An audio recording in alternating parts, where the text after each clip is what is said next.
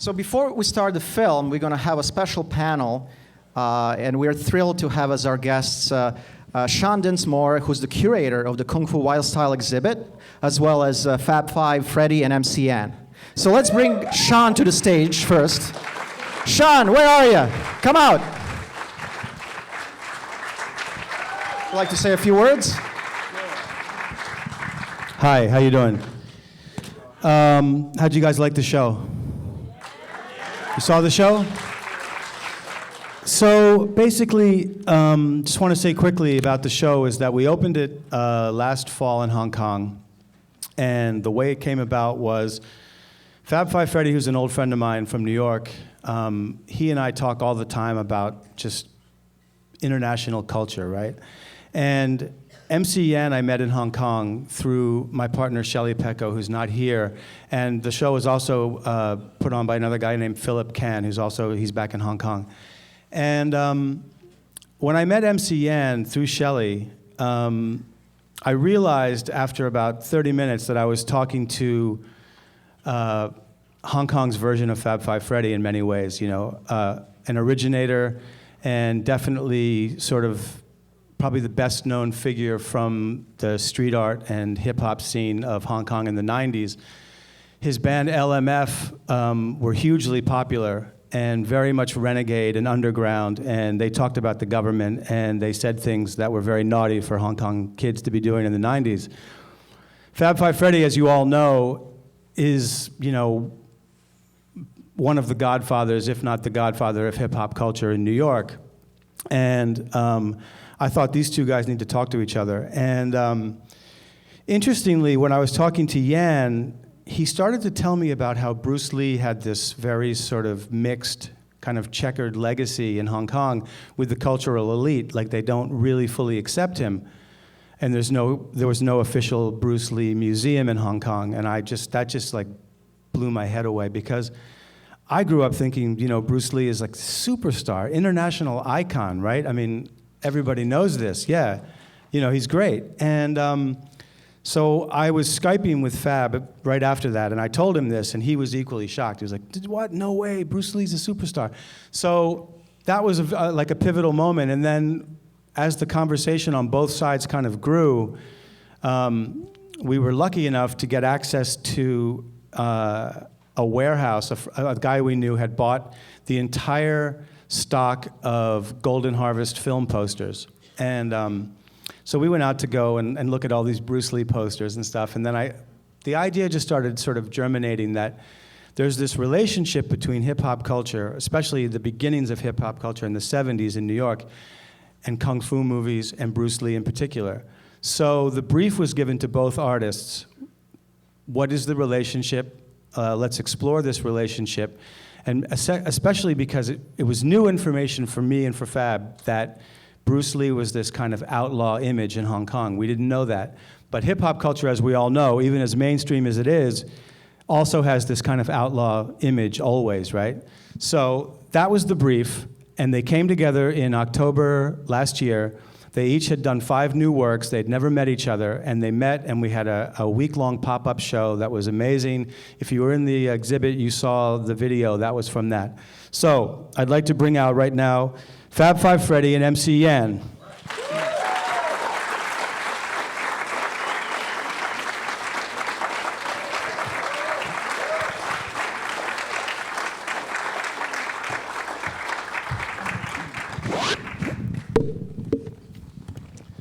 Okay.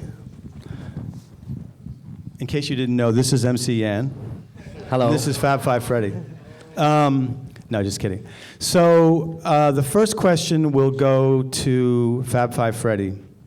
And the question is, and this is going to be, you can really expound on this, right? But the question is like, when you first became aware of Kung Fu and Bruce Lee and, you know, all the stuff that we always talk about, you know, like where it was going down in New York and how it affected the culture and how it affected all the aspects of hip-hop culture.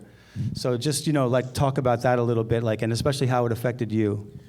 Well, kid growing up in Bedford-Stuyvesant section of Brooklyn in the 70s, first remember seeing Bruce Lee. I'm old enough to remember the Green Hornet TV series where Bruce Lee was Kato, who was Green Hornet's sidekick. So as a young kid at the time, you know, you'd watch Batman and Robin, but then Bruce Lee, Green Hornet and Kato were just a whole nother thing that was so cool. And the first time you really got to see good Kung Fu without knowing anything about it. Shortly after that, the Kung Fu movie phenomenon would start. Mostly those movies would play in Times Square on the old school 42nd Street 40 Deuce, as we used to call it, those of you that really know the real deal. And I think Five Fingers of Death might have been the first big one. And from there, this phenomenon swept over every part of urban New York City to go see these movies, these new moves, just to get this peek at ancient China. And I used to really think that dudes could fly around like that as a kid. But, you know, interestingly, as it relates to the Kung Fu phenomenon, and of course Bruce Lee, who for me was like the Michael Jackson of the Kung Fu phenomenon, just an instant, you know, international icon, was that at that time in the 70s when the movies were just playing in the theaters on a regular basis, was also the time when blaxploitation movies, and so you had this other kind of hero that looked like you and was from a background and not what you typically be seeing on your average Western show, whatever. Basically, people of color kicking ass, being the hero, it was fly. And every kid that I knew wanted to do some kind of Kung Fu. I can remember kids making nunchucks out of broomsticks and just swinging them shits around, trying to be fly, and the other end would always pop off and break a window up the street. But, you know, kids, you know, Kung Fu schools opening throughout New York City, kids, I got a black belt, I got this belt. It was like a whole phenomenal sea change that affected everything. But at that same time in the 70s, something called hip hop was in its early stages of development. And along with just the attitude, the swagger, you know, like a cool new way to beat somebody down was breakdancing, which was probably immediately a direct outgrowth of the Kung Fu phenomenon. These amazing crews that would battle each other with incredible moves that mirrored different Kung Fu schools going at each other. So these were things that were incorporated into the attitude and the style, and it was just, you know, in the DNA of what would later grow on to develop and be hip hop. And so to meet Yan and to hear similar stories, but one of the things when I was in Hong Kong for the exhibit, Yan took me to one of these official Chinese temples that was a real olden temple where many old school Kung Fu movies were filmed at, which for me was just amazing.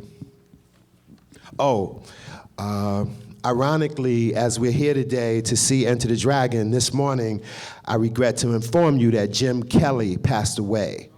So it was interesting. One of the great things about Bruce Lee, as opposed to your typical Chinese movie, was you would have a multi-ethnic cast of people coming together. And here's this fly brother with the big afro who easily could have been and did feature in other blaxploitation movies, Jim Kelly in Enter the Dragon. So pretty amazing and a kind of ironic. But so this is a tribute to Jim Kelly as well, with Bruce Lee's multi-ethnic, multicultural look at the world. Thanks, that's great. Yeah, rest in peace, Jim Kelly. Okay, so, in fact, we heard that Jim Kelly passed this morning as we were in the gallery hanging the show. So Yan, on the flip side, growing up in Hong Kong and being around this culture, which must have been like really second nature, right? Because, you know, it's everywhere around you. Then you, on the other hand, you start to become aware of this musical earthquake that's happening in New York City, and this whole movement, you know, which is encompassing rap music, breakdancing, and graffiti art. Yeah. And I never seen you breakdance, but I know the other two you do very well. So can you just talk about how how you first found out about it and how it became so important to your generation or you know, your crew, and how it influenced other kids in Hong Kong? The first impression that is the battle thing. So when I first heard about hip hop and people battle, I immediately would think, what kind of battle? Is it really like something with violence or what? And then I realized that they can battle with painting, they can battle with turntables, they can battle with dance or with rhymes. So I would think, so where all these ideas from? The format of battling is like Chinese Kung Fu. It's like, oh, one-on-one. So this is like how after I have discussion with Fab, I really feel that like, wow, some reality in the Kung Fu world, which is in China, is young man never wins, you know. It's always the old man stays till the end. So you got Bruce Lee who beat all the bosses and who beat the world. So this is like, for us, oh, so I'm from Hong Kong, but I never heard of Hong Kong people, the majority, saying Bruce Lee in that perspective, you know, beat the whole world, but like create a new school. So this is like, which encouraged me a lot to study what's going on in hip hop and how come we have this similar mentality in the battling. Yeah, so this is how it goes. And then you were the one that told me about Bruce Lee when he started his school in San Francisco after he was already famous. You were the one that told me that the old master came from China to tell him that he couldn't teach he couldn't teach Guailos anymore. And they had a battle. You want to just talk about that a little bit, because maybe not everyone knows that story. Because in the traditional, you rarely challenge your tradition and create a new school. But Bruce Lee created a new school for the world, and he used a new format, movie. So this is like another form, which is new and which make us re-educate ourselves from what we've learned since thousands of years in martial arts. How we develop the philosophy and share to the world, not in using just what we see physically, or the kung fu, but the philosophy behind. And I believe Bruce Lee spent more time in developing his philosophy than just showing in the movie. Yeah. Okay. So that's a bit of background. Do you have anything more? Well, I just wanted to add, we were doing some interviews a little while ago backstage, and what I remembered was Charlie Ahern, the person I collaborated with on making hip-hop's first movie, Wild Style. I had this idea to make a movie that would connect all these dots that weren't really connected at that point. The fact that breakdancing and graffiti and DJing and stuff, they were happening kind of in their independent little ghetto nooks.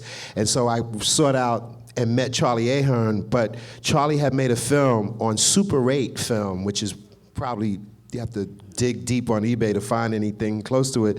He had made a film in the earlier 70s called The Deadly Art of Survival, which was like an urban street kung fu epic. I'm glad people in here know about that. So Charlie was already attuned. The cat that had, it was 2 kung fu schools set in the Lower East Side, battling it out, and we had intended to put some of that energy in Wild Style, but it never happened. But we wanted to try to pull off some sort of a kung fu battle a la breakdancing, but because we were all still at that time, we were making Wild Style, which was in the early 80s, still so under the influence of that. So it was an interesting fact. And cool. So does anybody have any questions from the audience? Yes. My question for MC Yan. I remember reading about some of the songs that you had written criticizing the Hong Kong government's handling of the Hang on. Sorry, man.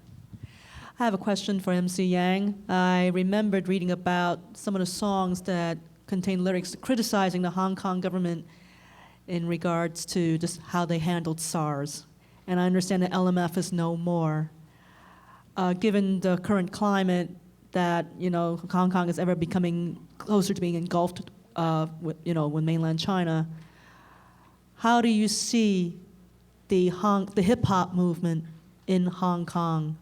How do they find themselves? Will they be still brave enough to carry on what LMF has left behind as a legacy?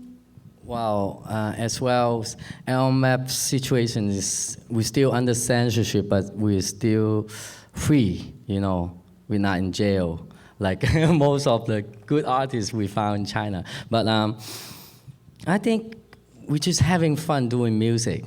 It's no big deal. It's just young people getting together, you know, and talk about or share about their vision on future in doing, you know, dance, music is nothing related to violence.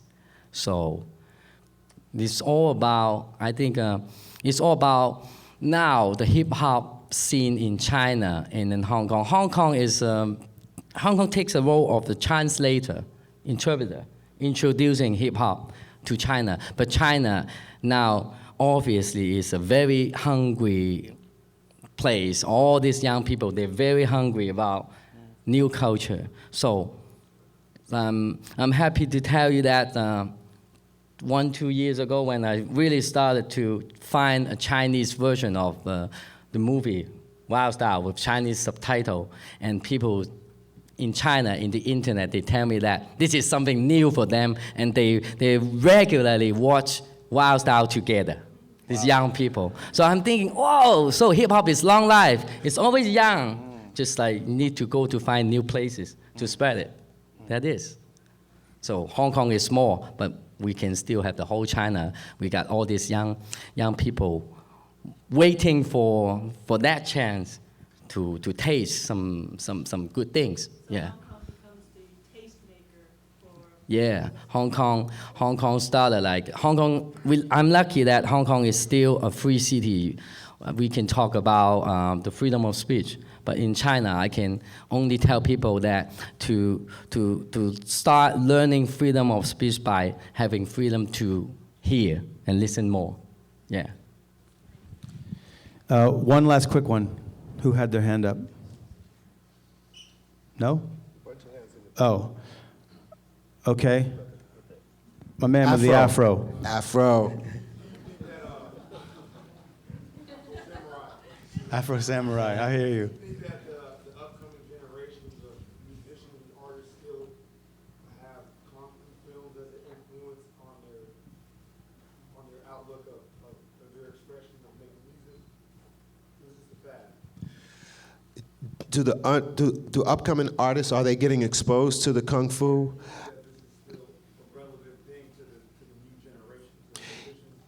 Yeah, you know, that's interesting that you say that, because I'm from the generation that went to see the first wave of those movies, 42nd Street, mostly in the movie theaters. Then that next generation that came up, let's say 80s, if you will, going forward, I don't know how long it ran, saw it on a show that came on Channel 5 in the afternoon called Kung Fu Theater. Here we go. A lot of people remember Kung Fu Theater. Then going into the 90s, when Kung Fu Theater had been long gone, here comes these guys called the Wu-Tang Clan, which you know still reigns as a very, very, very influential hip-hop clan of many members with many different flavors, and they just really reintroduced. In fact, there was even a series of DVDs that had come out that they had like introduced and did the commentary for. So in this current era where we can click everything we want to know at least a little bit about is a few clicks away. If you hear anything about the Wu-Tang, so I think that's led a lot of a younger generation who wants to know if they hear like these guys were heavily influenced by Kung Fu, then it's not that hard to find some good Run Shaw, you know, Wu-Tang, Shaolin Kung Fu films online. So I think it does influence those that are doing a little more than just Twitter and Facebook on their digital devices, and they could Google it up and find out some great films to watch and enjoy. Cool. All right, so Goran's giving me the high sign. And so this is MC Yan.